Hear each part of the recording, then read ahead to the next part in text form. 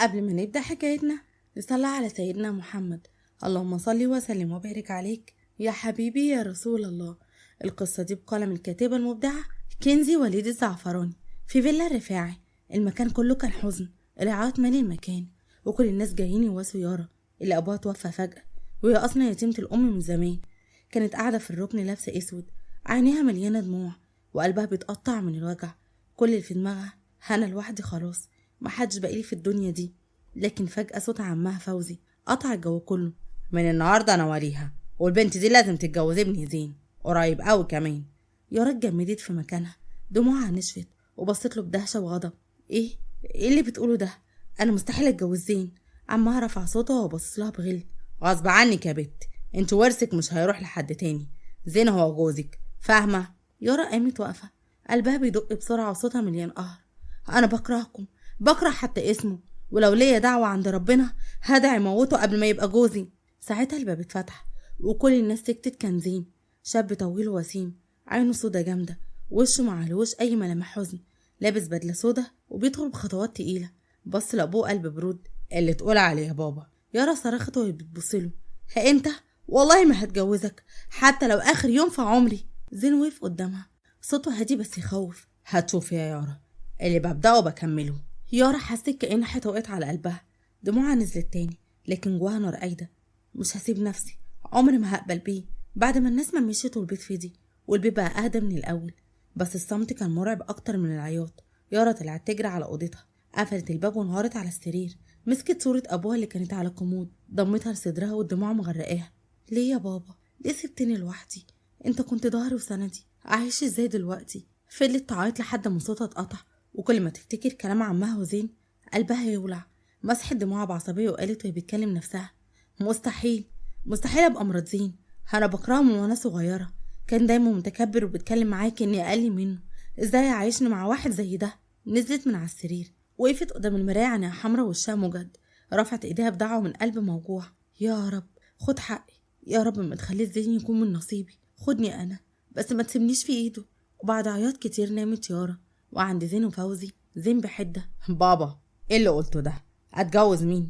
انت عارف اني بكره يارا قد ايه وما بحبش ابوها، مستحيل تكون مراتي.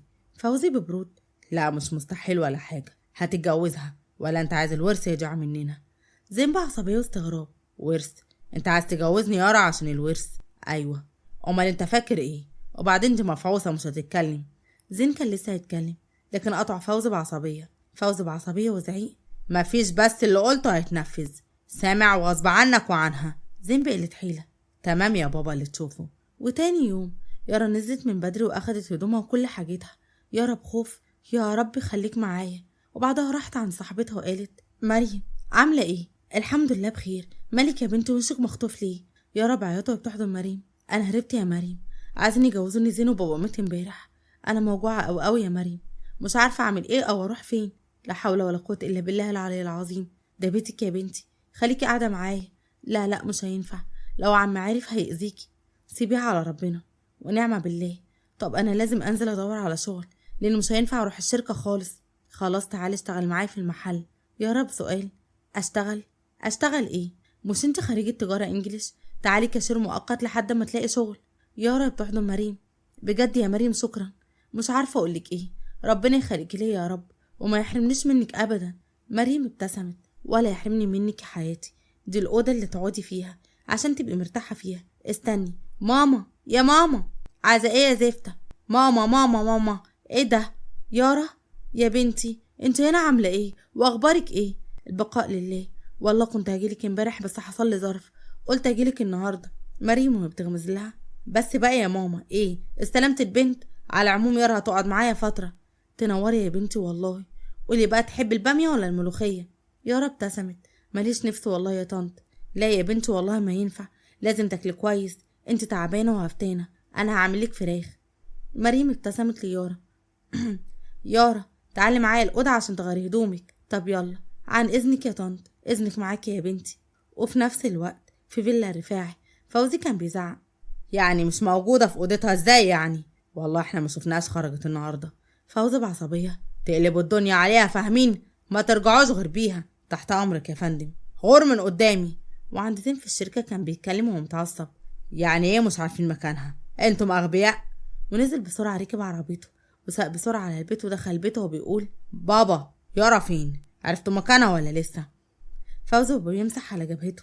لا يا ابني، فص ملح ودايب، محدش عارف يوصلها وتليفونها خارج الخدمة.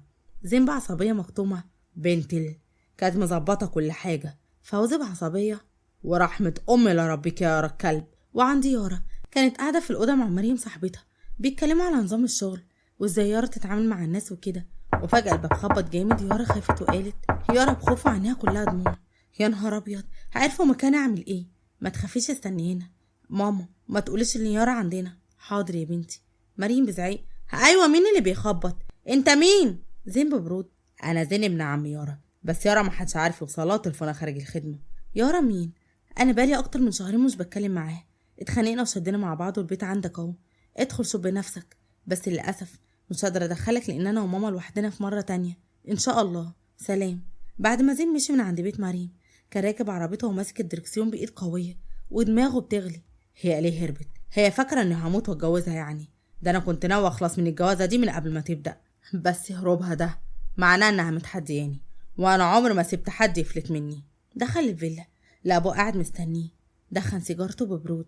جبتها؟ زين هز راسه. لا. فوزي ضرب ايده في الترابيزه بقوه. يعني ايه لا؟ انت مش عارف تعمل حاجه صح؟ البت دي لو هربت خلاص الفلوس راحت علينا. زين رد وهو بيكتم عصبيته. فلوس ايه يا بابا؟ احنا مش محتاجين ورثها، احنا اصلا عندنا اللي يكفينا. فوزي بصله بغل. لا يا حبيبي، الطمع مش بيخلص ودي فرصة مش هتتعوض. البت دي هترجع غصب عنها ومش بعيد تبقى هي طريقنا للسيطرة على كل حاجة. زين وقف عينه سودا بتلمع بحدة.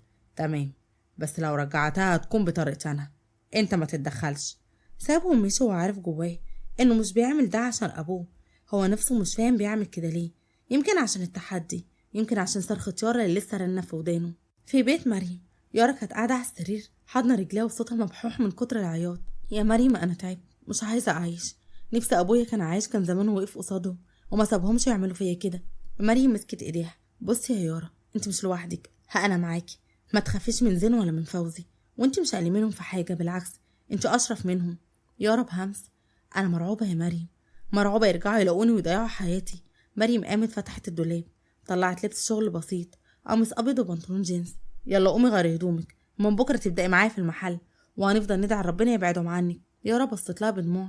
انت طوق النجاه بتاعي يا مريم، لو ما عرفتش اقف على رجلي دلوقتي خلاص هنهار. وتاني يوم الصبح يارا لبست لبسها الجديد ونزلت مع مريم على المحل. المكان كان بسيط بس مليان زباين.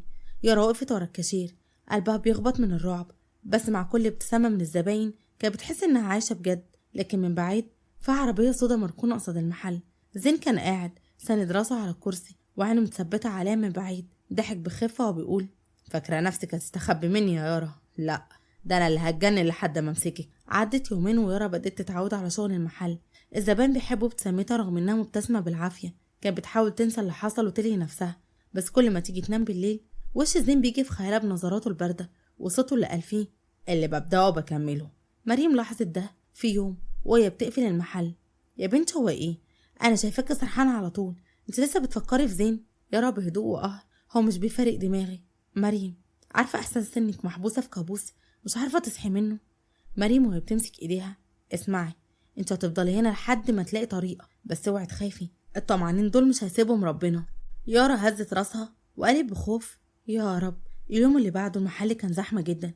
يارا واقفه ورا الكاشير بتعد فلوس وبتحاول تركز، لكن قلبها اتقبض فجاه كأن في عينين بتراقبها. رفعت راسها ولقيته زين واقف عند الباب لابس قميص اسود وبنطلون غامق، ايديه في جيوبه وعينيه مثبته عليها، ملامحه جامده بس في نظره غريبه مش فاهمه معناها. يارا اتجمدت وقلبها بيخبط بسرعه، ايديها وقعت منها الفلوس من غير ما تحس. زين. مريم اللي كان جنبها شهقت. يا نهار ابيض. زين دخل بخطوات هاديه تقطع السكون كله، وكل زبون في المحل حس ان في حاجه غريبه. قرب من الكاشير وقلب صوت واطي لكن حاد. ما تفكريش انك تقدري تهربي مني كده يا يارا. يارا بخوف وحزم في نفس الوقت. هيطلع بره، انا مش هروح معاك ومش هكون مراتك مهما عملت. زين ابتسم ابتسامه بارده وهو بيبص في عينيها. لسه معرفتيش ان عمري ما بسيب اللي عيني وقعت عليه. الزبائن اتلخبطوا. مريم وقفت قدام يارا بتحاول تحميها. اسمع يا استاذ، المكان ده مش بتاعك، لو سمحت امشي بدل ما انده على الشرطه. زين ضحك بخفه. شرطه؟ يا مريم انت فاكرة الشرطة تقدر تحميها مني؟ يارا صرخت وبترجع لورا. كفاية بقى، سيبني في حالي يا زين، أنا مش لعبة في إيدك. زين قرب منها فجأة، صوت واطي بس مليان قسوة. انت بقيتي لعبتي من يوم ما قلت قدام الناس كلها انك بتتمنى اموت قبل ما ابقى جوزك، والتحدي ده مش هسيبه يعدي. المحل كان مليان زباين وكل العيون اتجمعت على يارا وزين. الناس بدأوا يتهمسوا، ايه اللي بيحصل ده شكله جوزها ولا خطيبها؟ البنت مرعوبة، باين عليهم مش مظبوط. يارا بصت حواليها بخوف، حست ان الارض بتتسحب من تحت رجليها. مريم وقفت قصاد زين ومدت ايديها. انت مش هتعدي من هنا لو راجل مد ايدك على يارا قدام كل الناس. زين بابر القاتل. عينه سابت يارا ورجعت على مريم. ابعدي يا مريم، الموضوع مش معاكي. يارا صرخت بصوت عالي، مش هاجي معاك، انا بكرهك. فاهم يعني ايه بكرهك؟ صوتها اتسمع في كل المحل.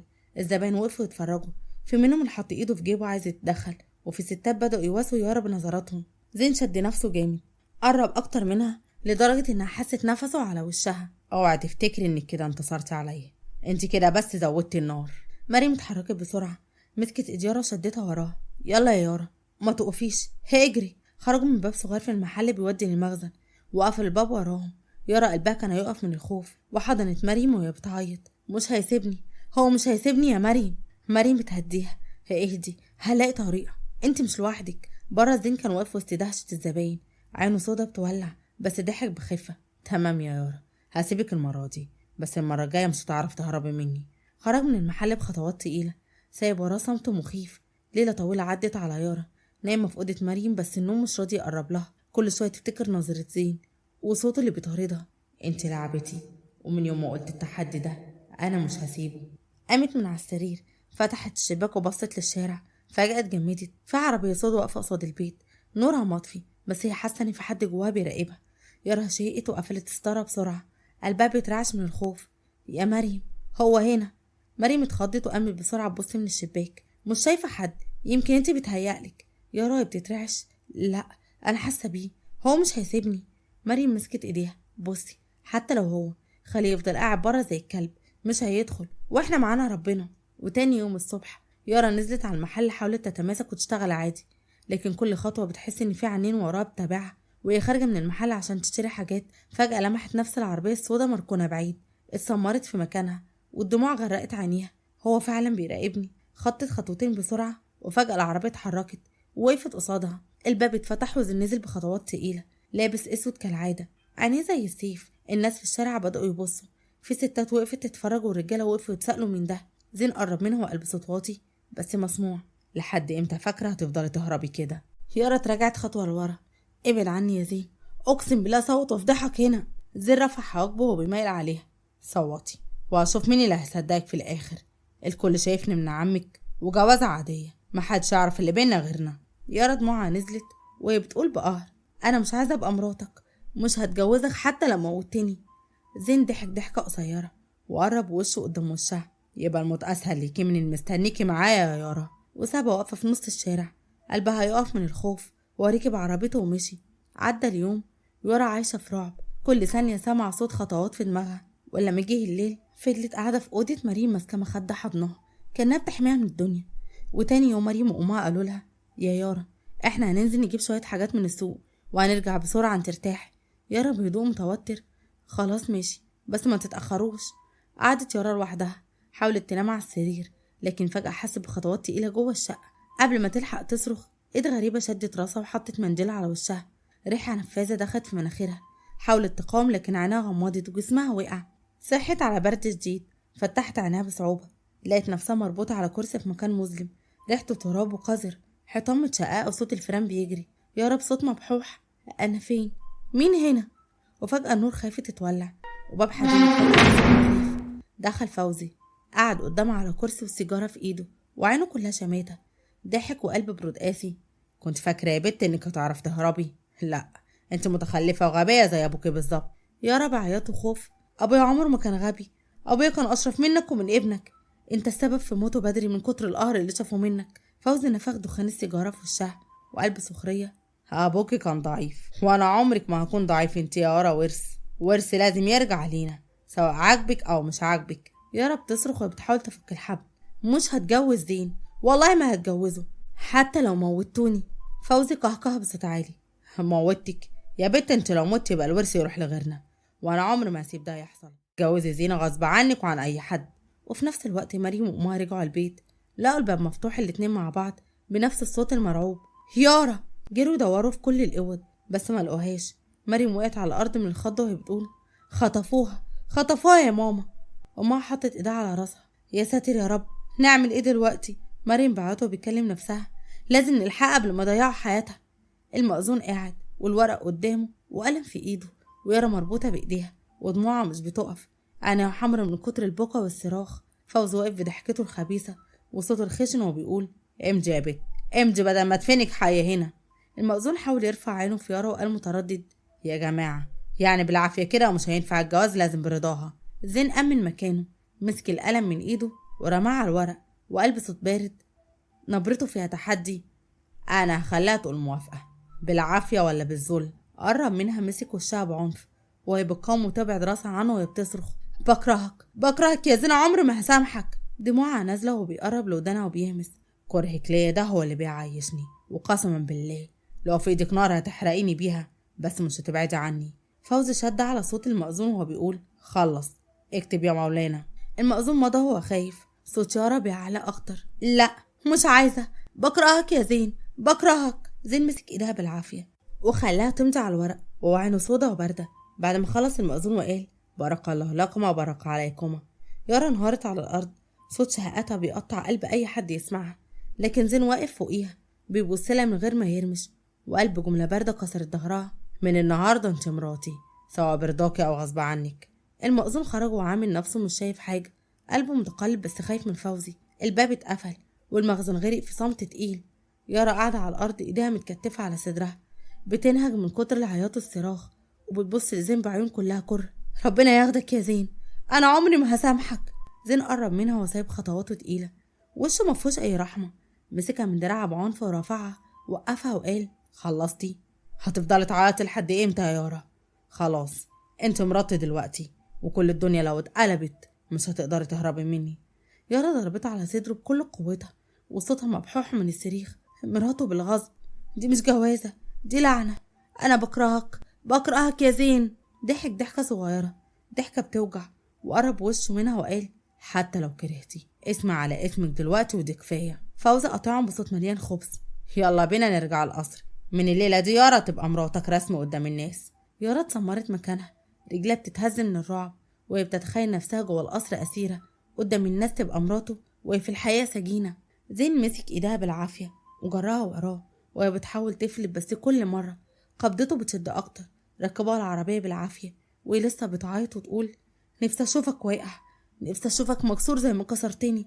وزين سايبها تتكلم وعين صوتها ساكتة بس جواها نار مولعة. وسط العربية قدام قصر عيلة الرفاعي بوابته الكبيرة اتفتحت بصوت كبير كأنها بتعلن دخول أسيرة مش عروسة. يارا قاعدة في الكرسي وشها غرقان دموع، عينيها بتلمع بخوف، وزين قاعد جنبها ببرود ولا كأنه سامع صوت بكاها.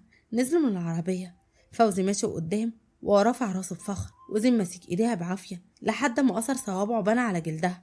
دخلوا القاعة الكبيرة، الخدم واقفين صفوف وكل العيون عليهم.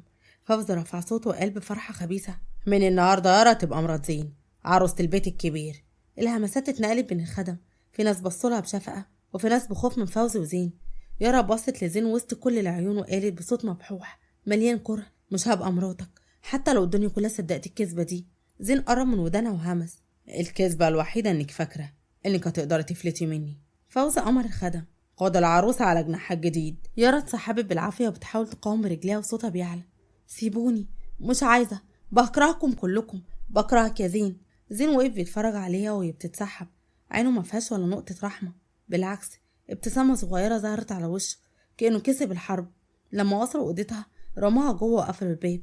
يارا وقعت على الأرض مسكت صدرها وهي بتنهج ودموعها مش راضية تقف، وبصوت واطي قالت يا رب طلعني من الكابوس ده قبل ما اموت وانا عايشة. اللي نزل على القصر والسكون سيطر على المكان اللي من خطوات متقطعة على السلم الرخامي. يارا قاعدة في اوضتها مضلمة وحاضنة نفسها ودموعها نشفت من كتر ما عيطت. وفجأة الباب اتفتح ببطء ودخل زين واقف على العتبة، عينه سودا ووشه ما بيتقريش. يارا وقفت بسرعة صوتها بيرتعش اطلع بره مش عايزاك، سيبني في حالي. زين قفل الباب وراه وقرب منها بخطوات تقيلة وقال بهدوء بيخوف حالك ايه؟ انت مراتي دلوقتي. صرخت فيه وصوتها اتكسر. مراتك بالغصب؟ لا، أنا أسيرة هنا مش أكتر. هو وقف قدامها، مسك وشها بين إيديه بالعافية، قرب عينه من عينيها وقلب برود. أسيرة، مراتي، أي اسم يعجبك قول عليه، بس في الآخر انت ليا. يارا حاولت تفلت منه وهي بتصرخ. بكرهك، لو عمري كله عايشه هنا هيفضل قلبي يلعنك يا زين. ضحك ضحكة صغيرة وسابها فجأة وقال خلي الكره يعيشك، يمكن يخليكي أقوى. وسابها وخرج من الأوضة وساب قلبها يتخبط من الرعب. الأيام عدت تقيلة زي الجمر. كل يوم يارا تصحى وتنام وهي حاسة إنها مش عايشة. أسيرة، اسم زوجة زين، بس فوزي كان مصر إنها تنزل الشغل تاني في الشركة عشان الناس تشوفها جنبه ومحدش يشوف. في يوم زين نزلها الشركة معاه وهو ماشي قدامها وهي وراه بخطوات مترددة. الكل في الشركة كانوا بيبصولها بعيون فضول فيها مسات خفيفة. دي مرات زين، بس شكلها مش باين عليه فرحانة خالص. يارا فضلت ساكتة ما ردتش على حد لحد ما لقت فرصة إنها تهرب دقيقة لمريم. دخلت أوضة صغيرة في الشركة، لقت مريم واقفة. أول ما عينيها وقعت على يارا جريت عليها وحضنتها. يارا كنت فين؟ دورت عليكي زي المجنونة. يارا حضنتها جامد ودموعها نزلت من غير ما تاخد بالها وقالت بصوت مكسور خطفوني يا مريم، جوزوني غصب عني، أنا دلوقتي مرات زين بالقهر مش بالرضا. مريم فتحت عينيها بدهشة ودموعها نزلت. ايه؟ ازاي اسمعوا بحاجة زي دي؟ يارا مسكت ايديها وعينيها كلها وجع. محدش سألني، محدش سمعني، انا كنت بصرخ واقول بكرهك وهم اجبروني امضي يا مريم، انا عايشة جوا قفص. مريم بصت لها بعزم. مش هسيبك، والله ما هسيبك، هلاقي طريقة اخلصك من زين ومن ابوه مهما حصل. يارا مسحت دموعها بسرعة وبتبص ناحية الباب بخوف. بلاش يسمعونا، لو عارف اني اتكلمت معاك هيموتوني. مريم قربت منها وقالت بهدوء خليكي قوية وانا معاكي لاخر نفس. في اللحظة دي الباب اتفتح فجأة وزين واقف عينه متجمدة شايفهم مع بعض.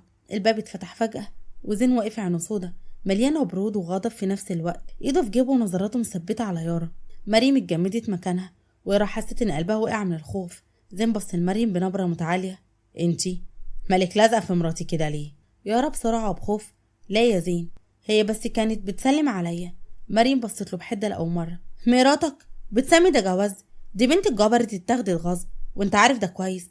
وش زين اتغير، صوته بقى تقيل وهو بيقول مريم خليكي في حالك قبل ما اوريكي مين هو زين الرفاعي. مريم ما خافتش، وقفت قدامه وقالت بعناد وانا بقولك يارا مش لعبتك، عمرك ما هتعرف تكسرها مهما عملت. يارا بسرعة شدت ايد مريم. مريم بلاش، بالله عليكي بلاش. زين بص ليارا وقرب منها، صوته هادي يخوف. يارا عندك دقيقتين تخلصي كلامك مع صاحبتك وبعدها تطلع معايا على المكتب، فاهمة؟ يارا أومأت بخوف وهي مش قادرة تبص في عينه. زين خرج وقفل الباب بقوة وراه لدرجة ان الحيطة هزت.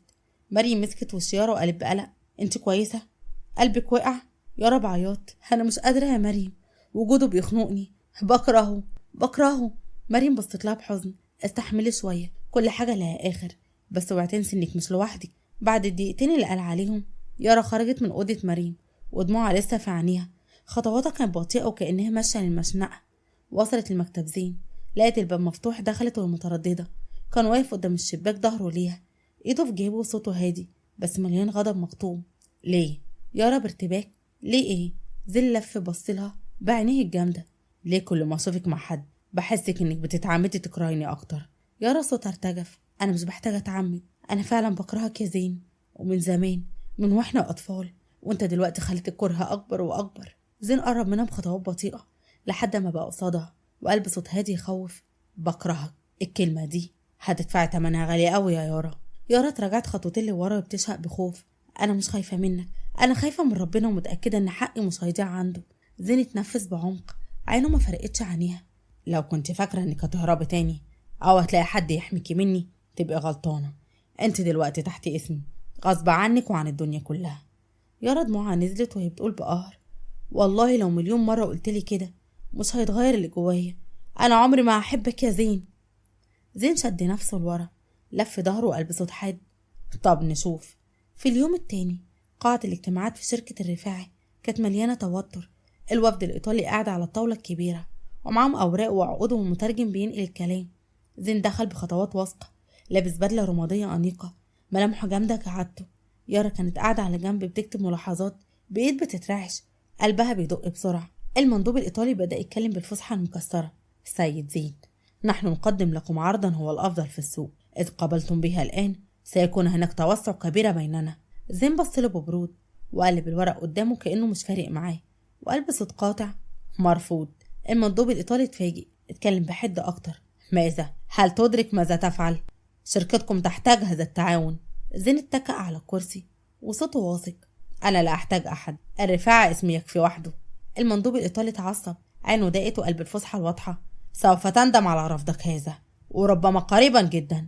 القاعة كلها اتشدت، الموظفين اتبادلوا نظرات قلق، ويارا حست قلبها بيقع من الخوف، مش فاهمة ازاي زين يرفض حاجة بالشكل ده وبالبرود ده. زين ابتسم بسخرية وقال وهو واقف ينهي الاجتماع: الندم مش من طبعي. الوفد قام وغادر القاعة بنظرات غضب وتهديد، والباب اتقفل وراهم بقوة. بعد ما القاعة فضيت يارا بصت له بقلق وقالت بصوت خافت: ليه عملت كده؟ ليه رفضت؟ زين قرب منها نظرته جامدة: عشان ما حدش يفتكر انه يقدر يفرض عليا حاجة، حتى لو كان ايطالي ولا غيره. يارا حركت راسها بعدم تصديق: بس ده خطر، ممكن يضر الشركة. زين عينه اتعلقت بعينها اللحظة، صوته بقى اهدى: خطر؟ انا اللي بحدد الخطر يا يارا، مش حد تاني. مرت الايام تقيلة على يارا بين شغل الشركة اللي رجعت ليه عشان تثبت لنفسها انها مش ضعيفة، وبين زياراتها القصيرة لمريم اللي كانت كل مرة تقولها بعيون حزينة: صدقيني يا مريم، انا اتجوزت غصب، انا عمري ما اخترت. ومريم بتبصلها بشفقة وترد: يمكن ربنا كاتب لك حاجة مش شايفاها دلوقتي، يمكن اللي شايفاه غصب النهاردة يبقى بكرة رحمة. ومع مرور الوقت يارا لقت نفسها غصب عنها بتتعلق بتفاصيل زين، طريقته في الشغل وصوته وهو بيتكلم بثقة في الاجتماعات، حتى عناده اللي كان بتكرهه. بقت ساعات تلاقي نفسها بتضحك على جمل قالها أو موقف عمله، كانت بتحاول تقاوم الإحساس لكن قلبها كان بيخونها. فلاش باك، وفي يوم كان عندهم اجتماع مهم مع وفد إيطالي تاني، القاعة كبيرة والجو رسمي والترجمة شغالة. الوفد الإيطالي عرض عليهم صفقة مغرية جدا، كل العيون كانت متعلقة بزين، لكنه بعد ما سمع العرض كله مسح بإيده على دقنه وقلب حزم: لا مش هنمضي. المترجم نقل الكلمة، ساد صمت تقيل في القاعة. رئيس الوفد الإيطالي اتكلم بالعربية المكسرة وقال: سوف تندم، نعم سوف تندم على رفضك هذا. وبصوا لبعض كأن في بينهم سر أكبر من مجرد صفقة خسرها. الاجتماع انتهى بتوتر، والكل حس إن في حاجة مش طبيعية في نظرات الوفد الإيطالي. وزين وقتها حس إن الخطر قرب، لكنه ما وراش حد. عدى كام يوم وفي صباح عادي جدا يارا نزلت الشركة، لبست لبسها البسيط، دخلت مكتبها، ابتسمت لزمايلها، وبعد ساعات قليلة اختفت. موبايلها مطفي، مفيش أي خبر عنها. زين أول ما عرف جن جنونه، قلب الشركة فوق تحت، بعت رجالة يدوروا في كل مكان. قلبه كان بيتقطع وفاكر كل كلمة قالتها له قبل أيام: بكرهك يا زين، بكرهك. كان نفسه يسمعها تقولها تاني حتى لو بغل، المهم يسمع صوتها وبس. وبعد تحريات سريعة اكتشف ان اللي خطفوها ناس تبع الوفد الإيطالي اللي هددوه. عرفت روحه قبل عقله انها اتسحبت منه وانه مش هيسكت. وبالليل جه الخبر: يارا في مخزن مهجورة على أطراف المدينة. من غير ما يستنى زين لابس جاكيت اسود خد سلاح وطلع يجري كأن الموت نفسه بيطارده. دخل المخزن، صوته بيترنح بين الصدى والظلام وهو بينادي: يارا. كان صوته مليان خوف لأول مرة، وهي مربوطة في كرسي عيونها متغطية بتصرخ: حد ينقذني. زين هجم على الرجالة، ضرب، اتعور، وقع وقام، لكن ولا لحظة فكر يرجع لورا. كان بيقاتل مش برجولته بس، لكن بقلبه اللي بقى مليان بيارا. لحد ما وصل لها فك قيدها بسرعة ومسك ايدها وقال بصوت مبحوح: قومي، أنا هنا. هي عيطت زي الأطفال وقالت: كنت فاكرة مش هتشوفني تاني. بصلها بعينين فيها وجع الدنيا: أنا ما استحملش يوم من غيرك. لكن قبل ما يخرجوا رصاصة غدر اخترقت ظهره، وقع على ركبه، ايده لسه ماسكة ايديها. صرخت يارا: زين لا. حاول يضحك رغم الدم اللي بيغرق هدومه، وقال بصوت مكسور: مش مهم، أنا المهم انت بخير. لا ما تسيبنيش، أنا بحبك، سمعتني؟ بحبك يا زين. ابتسم ابتسامة صغيرة وعينه بتلمع، وقال آخر كلمة: كنت عارف. ايده سابت ايديها بهدوء وعينه اتقفلت كأنه بينام، وهي حضنته فضلت تصرخ لحد صوتها ما اتكسر. المكان كله كان هدوء مميت غير صوت بكاء يارا وهي حضناه. وكل اللي في اللحظة دي إنها أدركت إنها اتأخرت، حبته بعد فوات الأوان. وبكده تكون خلصت حكايتنا. بحب أفكركم إن بعض النهايات المؤلمة لا تنهي الحب بل تخلده. وما تنسوش لايك للقصة والاشتراك في القناة وتفعيل زر الإشعارات عشان يوصلكم إشعار بكل قصة جديدة بنزلها. والسلام عليكم ورحمة الله وبركاته.